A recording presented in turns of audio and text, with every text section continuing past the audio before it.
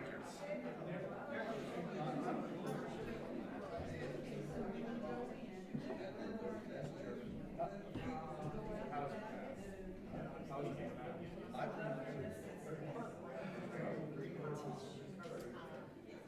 Sometimes those silent E's at the end of that silent.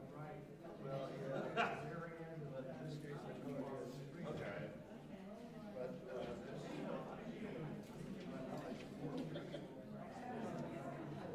Oh, 4 days.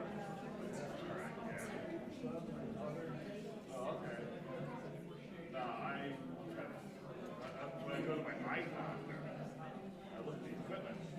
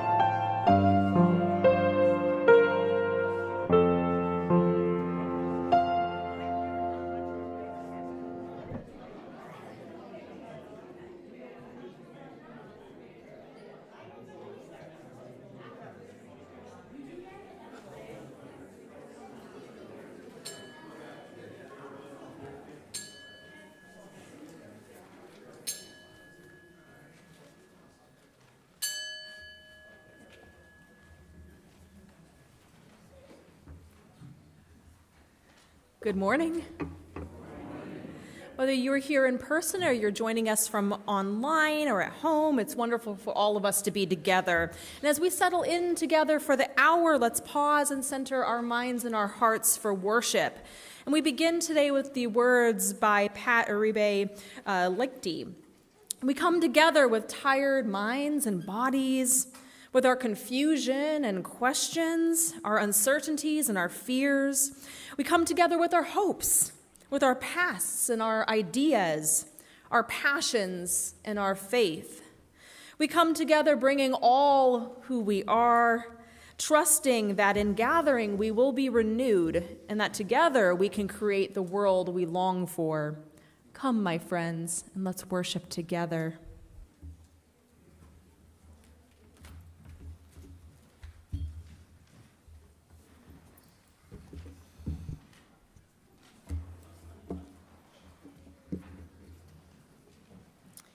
Good morning. Good morning. It is time for us to light our chalice, the symbol of our Unitarian Universalist tradition. This morning, Charlotte Salisbury, will you come up? One of our junior worship helpers will kindle our chalice flame.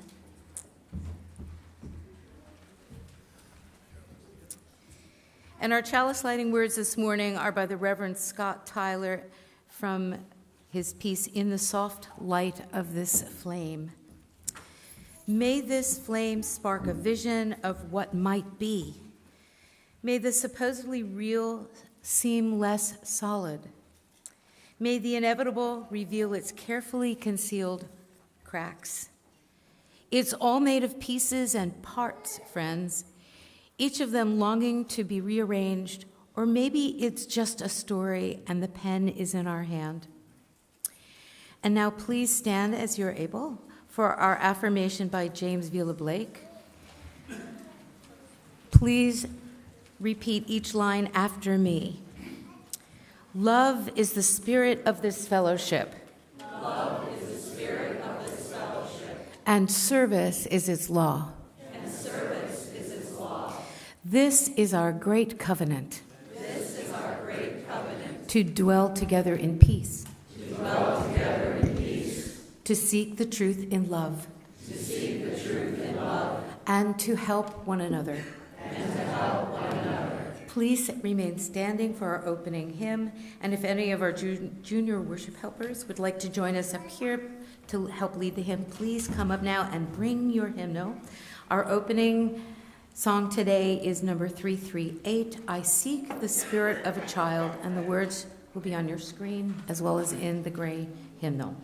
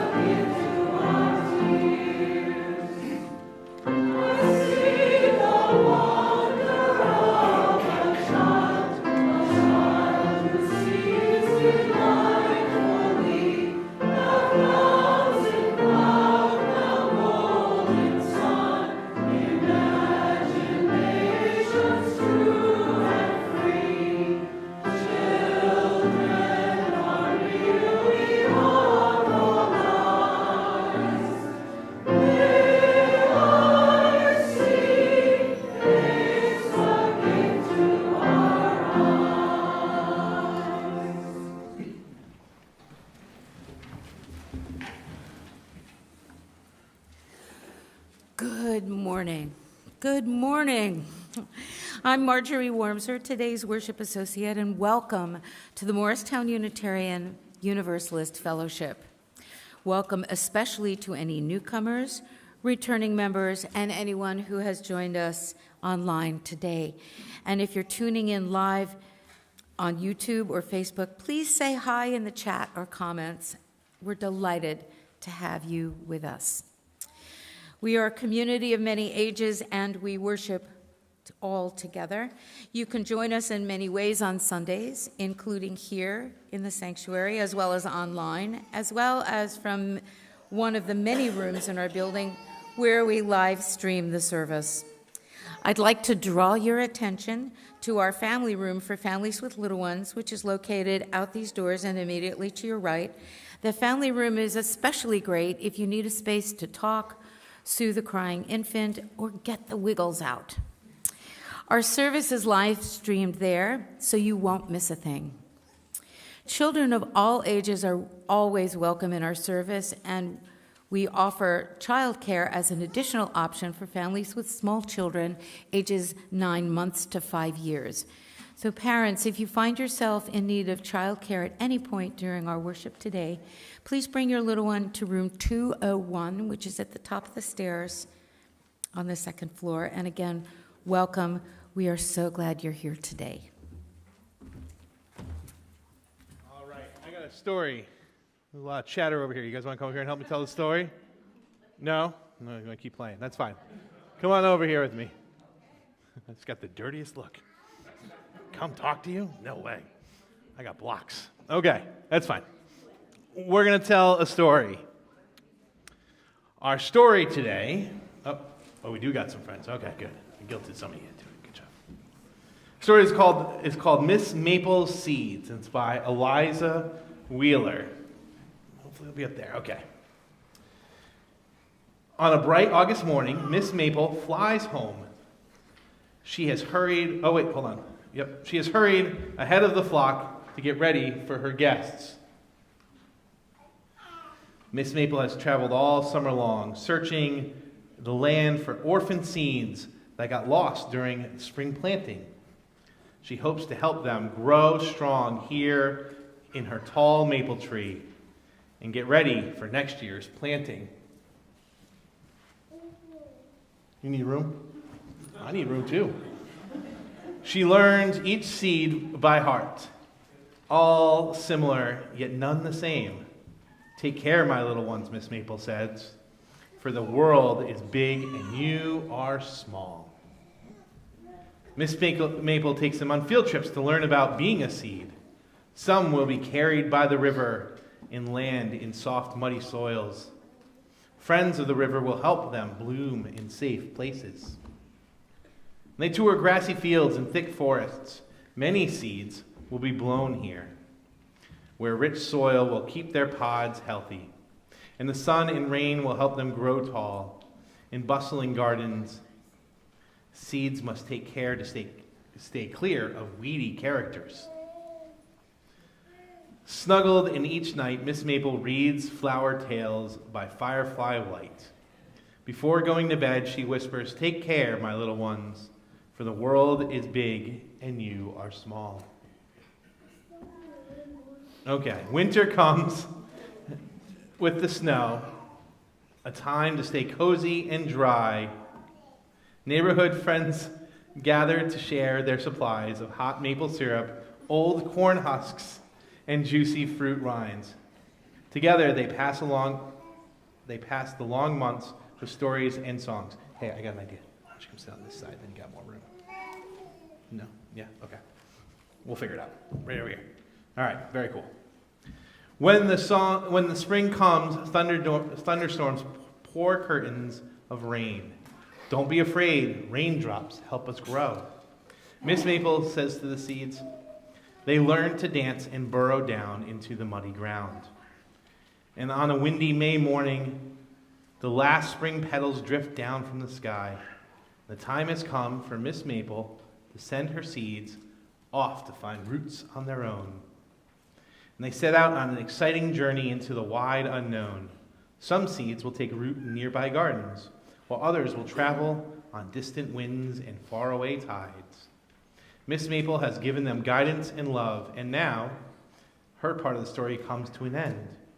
They say their goodbyes with sweet memories past and bright futures ahead. As Miss Maple gazes out across the land below, she whispers, "Take care, my little ones, for the world is big and you are small.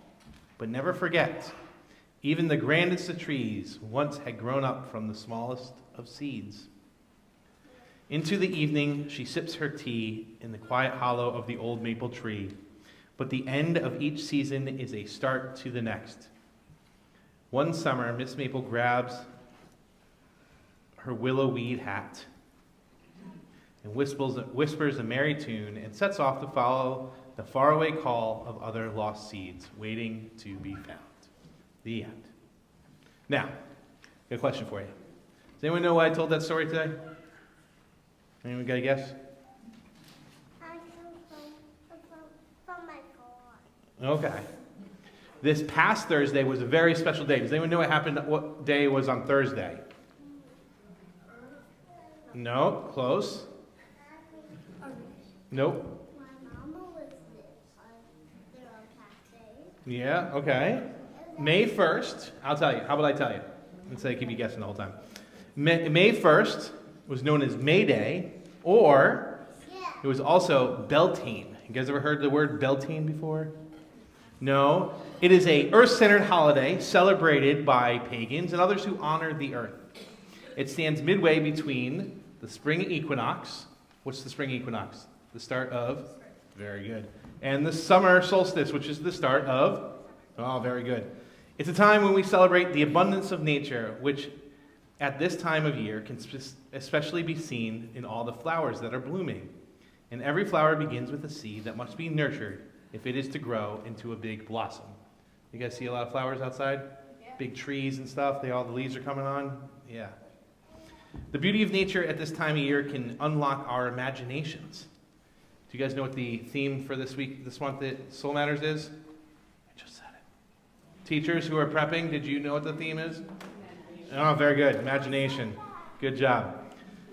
Like seeds, our imaginations can blossom into something big and beautiful. They can give us all kinds of good ideas about how to live good lives in the world. But to do that, we must nurture our imaginations. And that's something Reverend Sasha is going to explore during the sermon today. So pay attention, okay? All right, let's go sit back down. Go sit down.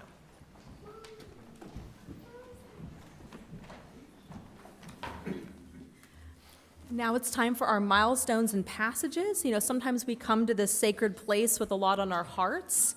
Life is like a beautiful rose with sweetness and softness, but it can also sometimes have its thorns. Perhaps you welcomed a new baby into your family. Maybe you lost a loved one. Maybe you got a new job or received a new diagnosis. And children have joys and sorrows too, things that make you happy or sad. And whatever your age and whatever the joys and sorrows of your own life, you can share them in our service by filling out a milestones and passages form before 9 a.m. on Sunday morning. And that form can be found in our newsletter. And we also have paper versions of the form that you can find on your way in through our doors on Sundays. And this morning, we begin by celebrating an important milestone here for our community, the arrival of our new music director. Victoria Luckwitz began her work with us this past Thursday, and she will start leading music in services in a few weeks. She comes to us with over 20 years of experience as a choir director, a music director, piano, music educator, and more. And she's also a wonderful pianist, and she has an absolutely beautiful voice. So welcome, Victoria. Could you give a wave?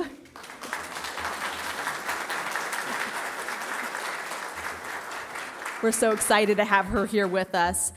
And we have a few milestones and passages to share today that people have submitted. So please respond after each of these by saying, "We hold you in our hearts."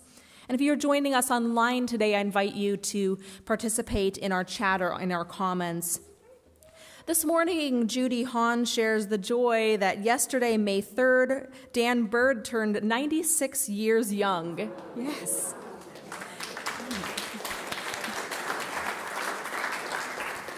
And in addition, he has been a member of the fellowship for 50 years. Yeah. Happy birthday, Dan. We hold you in our hearts.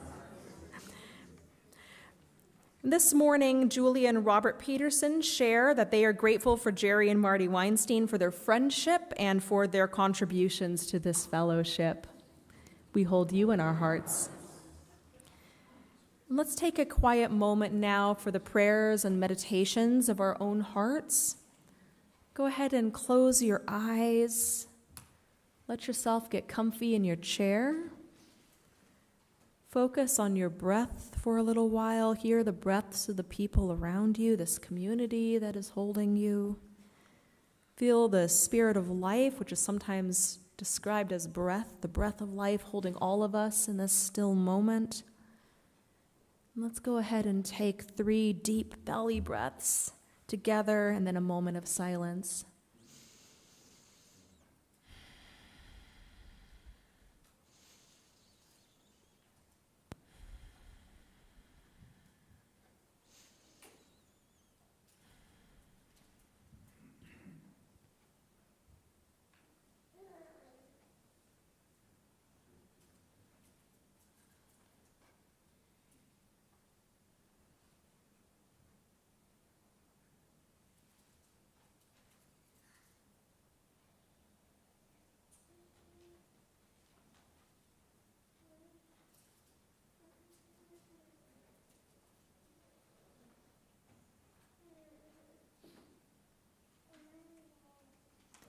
Amen and blessed be. And now let's please remain seated as we sing number 353, Golden Breaks the Dawn, in your gray hymnal. And since this one is new to us, Beth is going to go ahead and play it, the whole hymn as the intro so that we can get a little bit more comfy with it.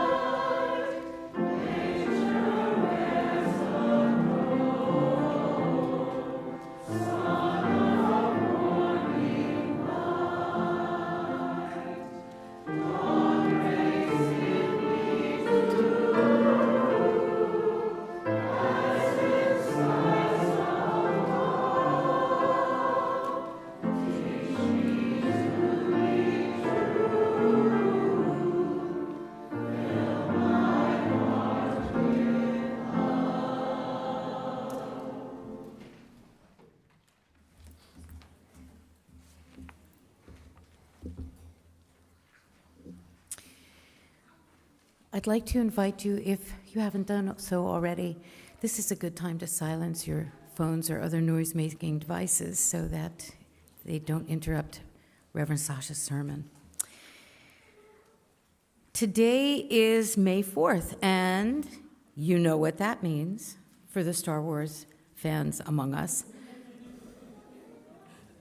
May the 4th be with you. In honor of the day, our generosity campaign has chosen today as the wrap-up party of this year's annual pledge drive, which has a Star Wars theme. And the following reading is a quote from the Star Wars television show Andor, which Reverend Sasha preached about a couple of months ago during the launch of our generosity campaign. In the show, the words are written by one of the characters, Karis Nemec, a young member of the emerging Rebel Alliance, who is also a philosopher and writer. His words later inspire Andor, the show's main protagonist, to join the struggle against the Empire.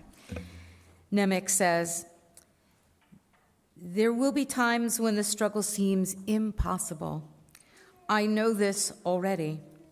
Alone, unsure, dwarfed by the scale of the enemy, remember this. Freedom is a pure idea. It occurs spontaneously and without instruction. Random acts of insurrection are occurring constantly throughout the galaxy. There are whole armies, battalions that have no idea that they've already enlisted in the cause.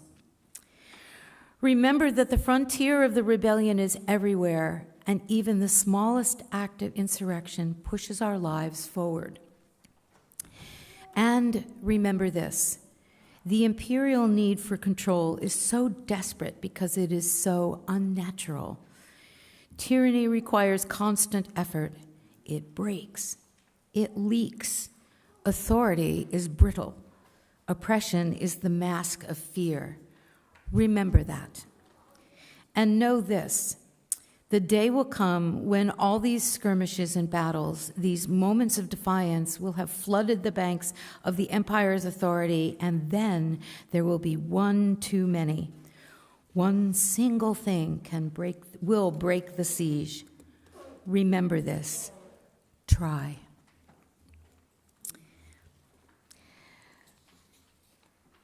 We now come to the time in our service each Sunday when we pause to offer our gifts of financial support to this congregation. Your donations make all that we do here together possible and help to make our wider community a better place. And that is because each Sunday we give at least half of the money collected to an organization that is doing good work to advance our Unitarian Universalist values of love, justice, equity, transformation, pluralism, interdependency, and generosity in a world that hungers for them now more than ever. Today's offering will be split 50-50 with the Unitarian Universalist Ministry for Earth, spiritual grounding and education for earth care and climate justice. You may, yes, it's up there. Oh, it says Mutual Morris. I apologize. Mutual Morris will be the recipient of today's generosity. And you may give in our collection plate or by following the instructions printed in your order of service and shown on the screen. Thank you so much for your generosity. Every bit makes a huge difference.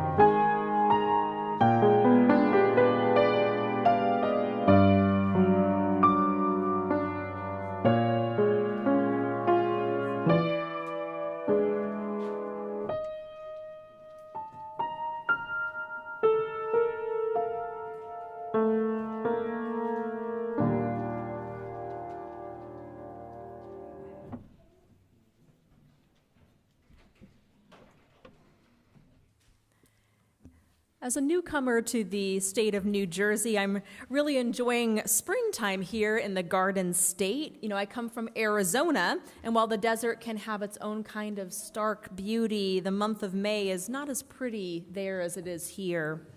In the desert, wildflowers are a fleeting early spring phenomenon, and the scarce rain makes even that much awaited springtime event a little bit underwhelming in some years.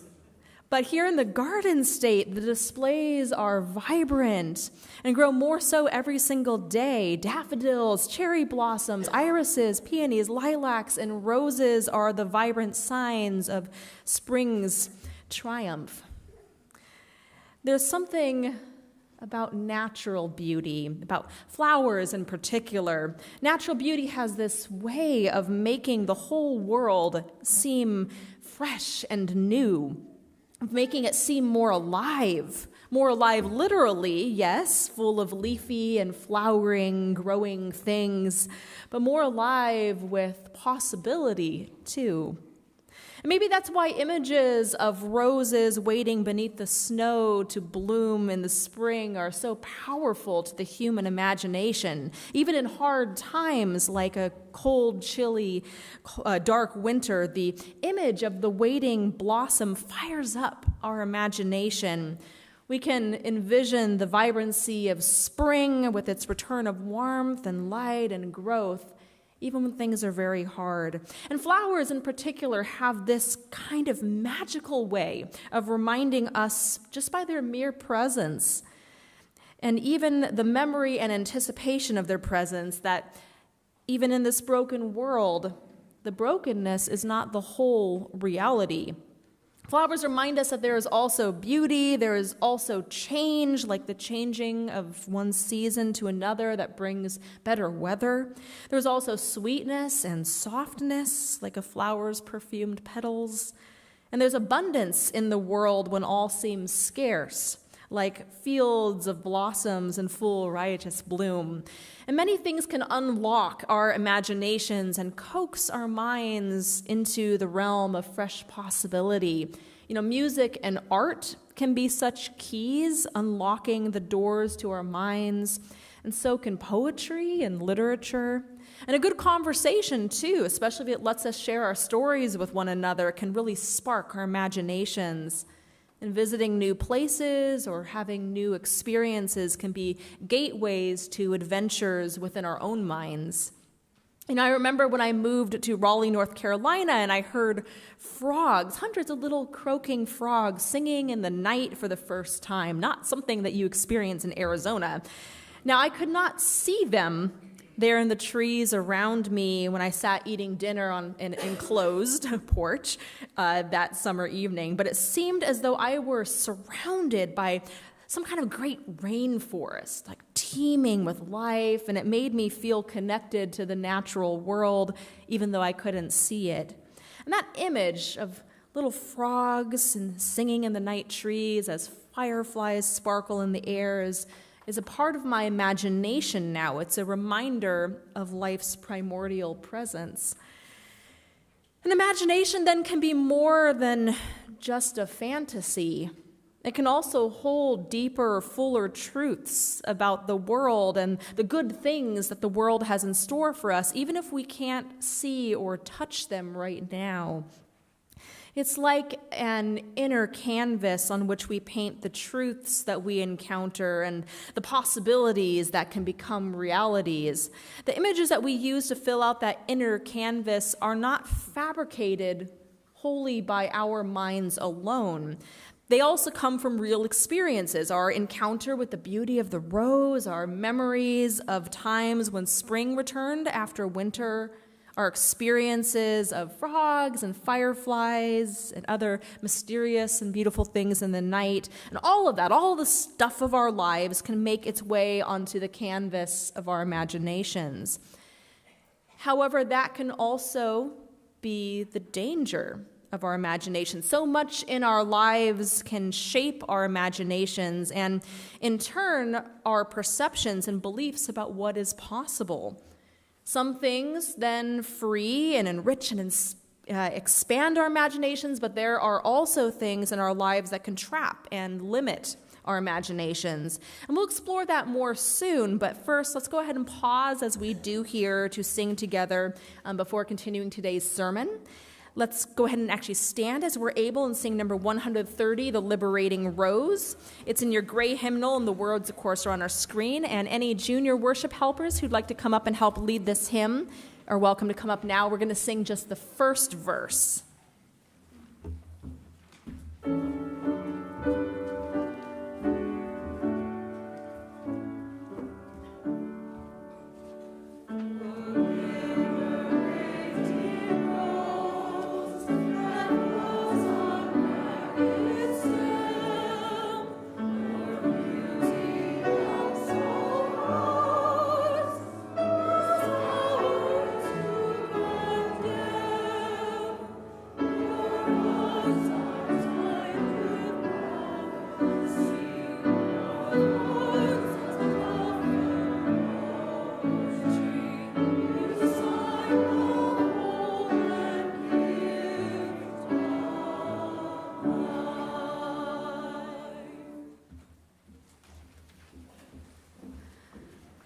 So the imagination is a funny thing. Its wild creativity can sometimes be life-giving. It can help us think outside the box, envision amazing possibilities, and help us find creative ways to overcome challenges.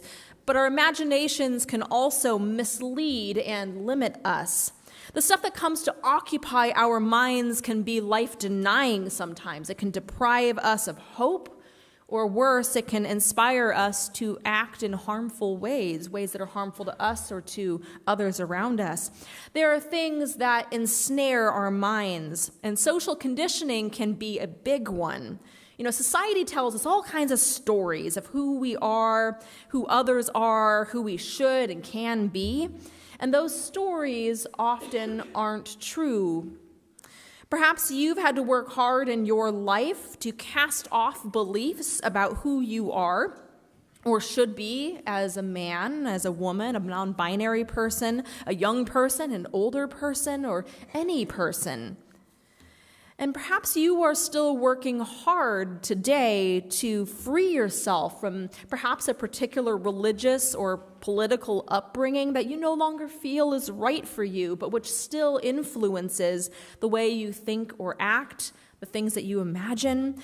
And so, of course, there are powerful political forces that are trying to control our imaginations for their own agendas. For example, right now, there are those in power who are trying to fill our imaginations with particular harmful images of immigrants. They want to convince us that immigrants threaten national security. They want us to imagine immigrants not as hardworking contributors to American society, but as gang members, as terrorists, as drug traffickers who are apparently simultaneously stealing American jobs and so lazy that they want free handouts. Now, many groups in our nation are victims of this kind of battle to control the American imagination, including transgender folks, working class and poor folks, and even federal workers these days. You know, one moment a politician wants us to believe that transgender women are faking their gender in order to win athletic trophies. And the next, they want us to believe that poor black women are lazy welfare queens. And then the next, they try to convince us that federal workers are incompetent DEI hires. And these are all of them attempts to shape our imaginations to serve particular political agendas. And this is especially true today as we face the rise of fascism here in our country. Authoritarian regimes thrive on controlling not just resources, but also on controlling minds. They control our minds not just through the imposition of ideology, but also by instilling fear and hopelessness in the population. And it isn't just sci-fi and fantasy settings like Star Wars where oppressive systems rely on limiting people's ability to envision alternatives. That's a reality in our own world today, and yet imaginative works like Andor, that Star Wars story, can help to free our imaginations.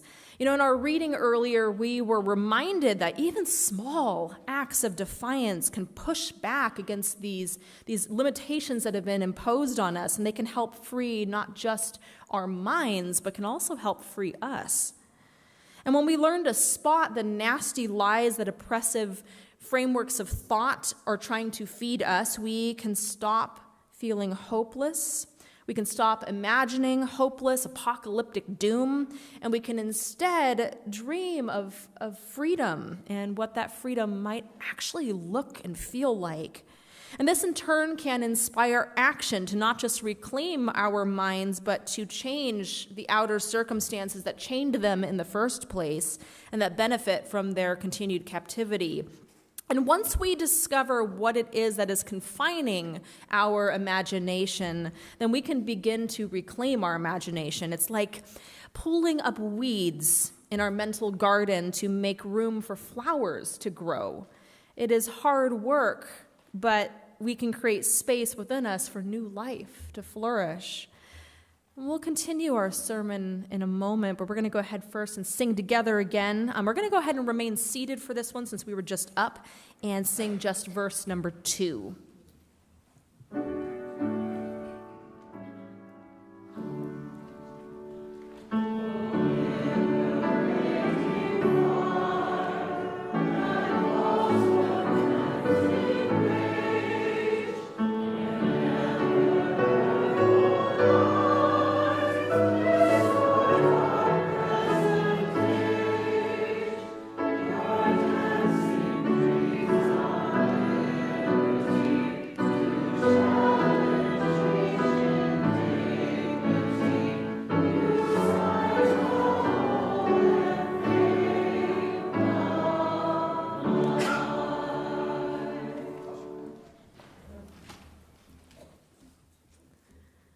Like a garden in the May, the liberated imagination is a vibrant, growing, creative place. It is expansive. It is constantly pressing up against and overflowing its boundaries. It doesn't just envision life's potential for goodness, but also conspires with the forces of life to co-create it. And the imagination is not an enclosed, self-contained place, some kind of blank slate where the mind just runs wild, totally independent of the world in which we live and the greater common life in which we partake. Instead, the imagination is open to all the movements of life around us, and it creatively interweaves elements that it encounters into itself. And this interplay between our own inner life and the life around us is a sort of divine revelation. We live, we move, and have our being within the spirit of life, and the spirit of life in turn lives and moves and has its being within us. And there is a creative interplay between the two, dancing like brushstrokes on a canvas of our imagination. And what they paint there is not just fantasy, but a sort of poetic truth, a revelation of deeper, wider truths about life. And of course, we share in this great common life, though, with many people, not just with the spirit of life. And so the creative interplay between our imaginations and the spirit of life is also shared with those whose lives our lives touch. And the creative process then can be very communal and collaborative and deeply spiritual. And as we encounter one another's imaginings, our own imaginations are expanded, and together we can be moved to collective action to bring the things we imagine into being. We can co-create a vision among us, and then we can work together to bring it to life. And together we imagine great possibilities, new, more life-giving ways to meet the challenges that we face, to improve our lives and to build a better world. A liberated imagination helps us to envision, for example, our congregation thriving way, way into the future as a force for service, love, and justice. And speaking of the force, this year's Star Wars theme for our generosity campaign is mostly, of course, just for fun, but it is also, as I said at the start of the campaign, strangely fitting this particular year. The Rebel Alliance's struggle against authoritarianism isn't just in fiction. It sparks our imaginations specifically because it really speaks to our time. And just as the rebellion in Star Wars is made up of regular people courageously imagining a better world, our congregation can also dream our way into a better future for ourselves. A future in which we are a strong force for good in the world, a world that needs our progressive communities. Our generosity and our commitment can help us to bridge the gap between the possibilities that we imagine and the future that we actually create. But here is the thing. Our vision, I hate to say it, takes money to bring into being. And I know that thinking about congregational budgets is not as exciting as thinking about, our fun programs and our meaningful activities, but all of the things that we dream about cost some money. And so bringing in abundant resources to fund our vision is an important way to bring what we imagine to life. Now, congregational budgets are moral documents. They demonstrate to us and to the world that the particular things that we value and how we choose as a community to live our values in the world. And this year, one value that we are trying to live by through our budget is the value of equity, by which I mean equitable pay for all of our staff. Now, your leaders and I reviewed our employees' salaries, and we made a commitment to ensure that all of our staff, no matter their position, will receive equitable pay. And what we discovered was that there were significant disparities in the way that we paid our employees. Some of our employees, namely our custodial staff, were more than 150% below the minimum fair pay guidelines for their position. Now, as a congregation that affirms and promotes justice and equity in the world, it is vital that we begin by practicing justice and equity here at home by being a good employer for all of our staff. And that is why I am proud that this year's budget includes equitable pay increases for staff in order to bring every single position here, from our custodial staff to our program staff, into alignment with fair pay guidelines for our geographic region. But the equitable workplace that we imagine cannot come into being without all of us. The pledges that we make to this year's generosity campaign are not just transactions, but really manifestations of our highest values as a community. And here's the thing. It takes a liberated imagination to make a commitment like this. Too often in our society, our minds are ensnared by exploitative systems that teach us to undervalue labor, especially the labor of working class people. But we have to free ourselves from those beliefs about labor if we are not just to imagine a congregation where every worker is treated fairly, but to actually create it here among ourselves. Now, as we heard earlier, this past Thursday was May Day. And May Day is a time when we celebrate the abundance of the earth, but May Day is also known around the world as International Workers' Day, a day when we honor workers and the struggle for workers' rights. Now, I was asked to deliver a prayer at the Dover May Day Teach-In for Workers' Rights, organized by Wind of the Spirit.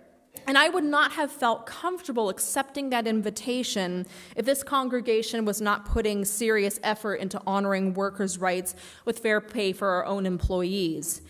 And my prayer included the following words: Great God, we know that power concedes nothing without demand, and our brave workers have fought hard for, and many have died for their rights, for our rights. Today we come to you in prayer, and we thank you for their courageous work that paved the way for so many of us. And we ask that you inspire us by their fierce example and ignite within us a similar fire. My friends, we are a congregation with a beautiful vision. We aspire to be a spiritual home where all are welcome and encouraged to participate in a universal search for truth and meaning, while working together to build a fair and peaceful world. We have important work together, work to nurture those here within our own walls and to fight for a better world and the wider community. Together, we have imagined a really bright future for ourselves. Now may we bring it into being. Amen. Blessed be, and may it be so. Let's go ahead and rise one more time to sing. This time I invite our junior worship helpers to come back up and help lead. Please bring your hymnals with you. We're going to sing verses 3 and 4 now.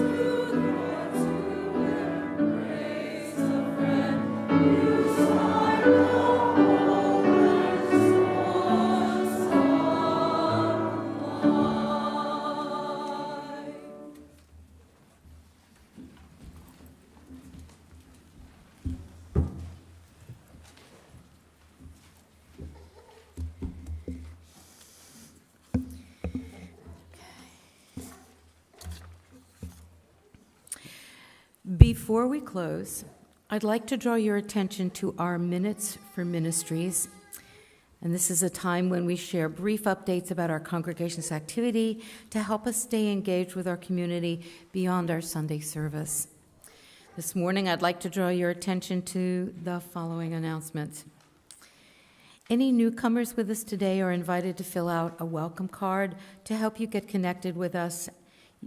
And the welcome cards are at the welcome table that you passed when you entered the front doors. You can also talk with our welcome ambassador who would love to meet you and answer any questions. Look for the sunny gold sash. Is our welcome ambassador in the room? Maybe out there you'll see during our social hour.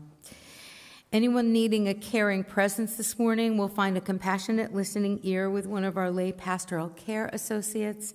You'll recognize them by their sky blue sashes. Diane Marks is wearing a blue sash this morning.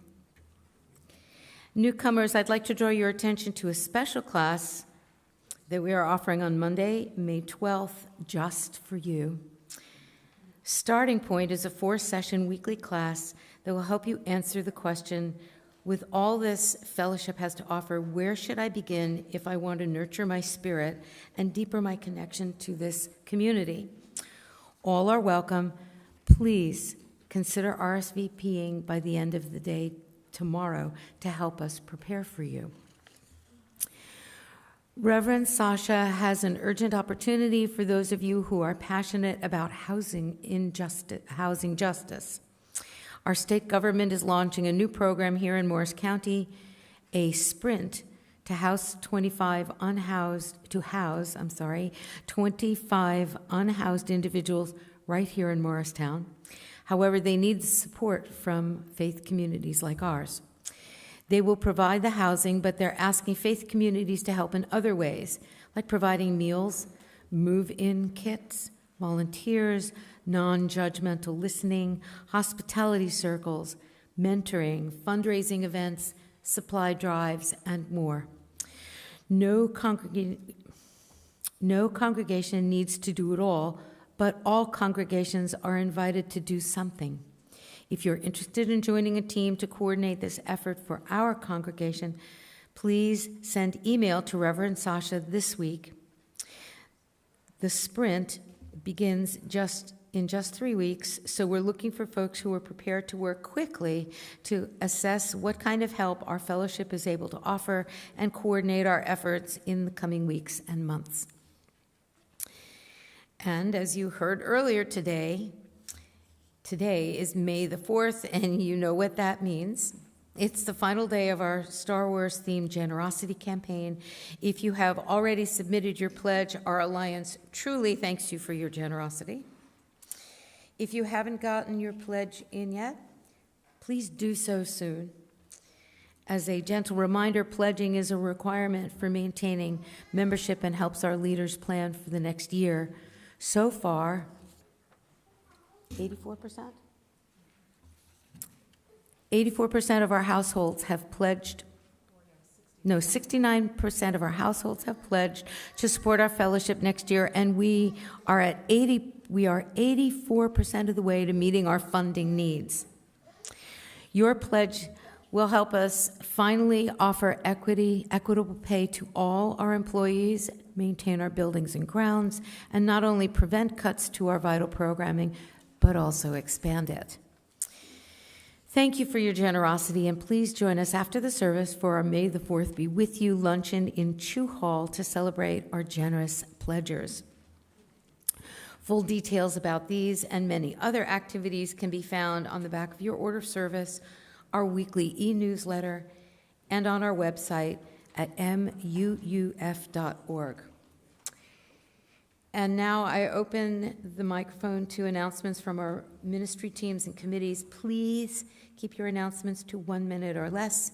We'll end our announcements by 11 a.m. sharp. Thank you.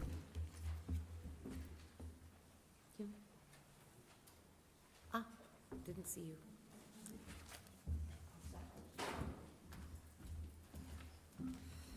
you. Good morning, I'm Shari Lowe, and I'm here in my capacity as a member of the board of Meadville Lombard Seminary to remind you that Tuesday we have yet another virtual program for Meadville Lombard. It will be led by President Elias Ortega, who was formerly a member here. Meadville recently completed a market research study that provided insights into new offerings and strategies to better support and equip new ministers for Unitarian Universalism. So please join Elias for a presentation and a conversation about these findings, how our denomination is changing to continue our work in the world. Please go to events and look for the May 6th event. You can sign up and register there. It's at 7:30. Thank you.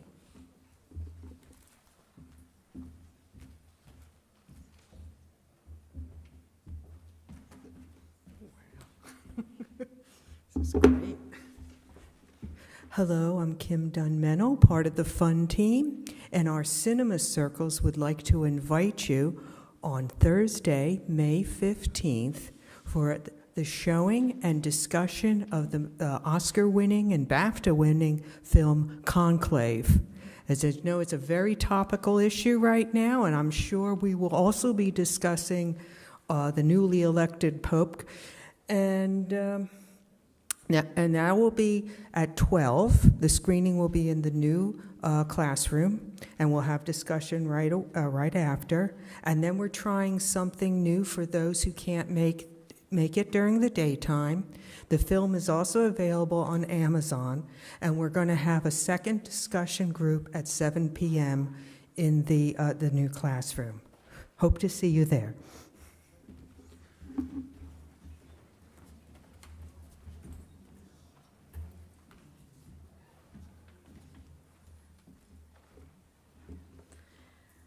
It's time now for us to bring our time of worship to a close, and although we extinguish our chalice flame, its light will continue to burn in our hearts. And as we go out into our daily lives, I leave you with the words of the Reverend Michelle Collins. Though the flame is extinguished, the embers of imagination remain. Carry them forward, dream boldly, act with love, and kindle new fires in the world. Amen. Blessed be, and go in peace. And please rise and body your spirit one more time, actually, to sing. We have a familiar tune for this one, the tune Awake Now My Senses, but it has new words written by one of my colleagues, the Reverend Allie Kirkpatrick, who crafted these lyrics especially for all congregations celebrating May the 4th. So you'll want to use the lyrics up here on the screen rather than the ones in your hymnal.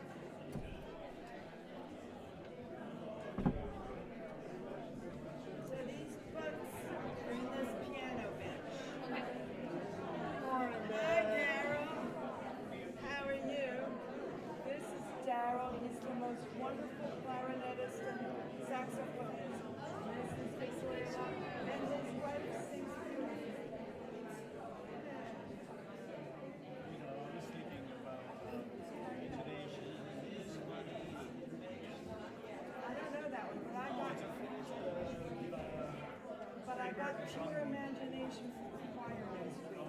It's from Willy Wonka.